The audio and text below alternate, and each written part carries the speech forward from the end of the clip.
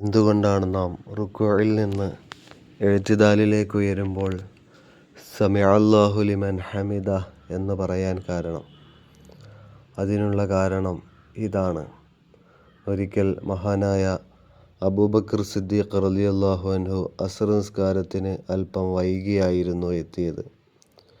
നബിയുടെ പിന്നിൽ വെച്ചുള്ള ഒരു നിസ്കാരം പോലും മഹാനവറുകൾക്ക് ജീവിതത്തിൽ നഷ്ടപ്പെട്ടിട്ടുമില്ല. അങ്ങനെ പള്ളിയിലെത്തിയപ്പോഴേക്ക് വൈകിപ്പോയി.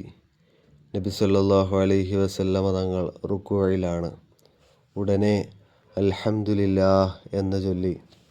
ഉടനെ ജിബ്രീൽ അലൈഹിസ്സലാത്തു വസ്സലാം ഇറങ്ങി വന്നുകൊണ്ട് നബി സല്ലല്ലാഹു അലൈഹി വസല്ലമ തങ്ങളോട് പറഞ്ഞു, സമിഅ അല്ലാഹു ലിമൻ ഹമിദ എന്ന് ചൊല്ലാൻ.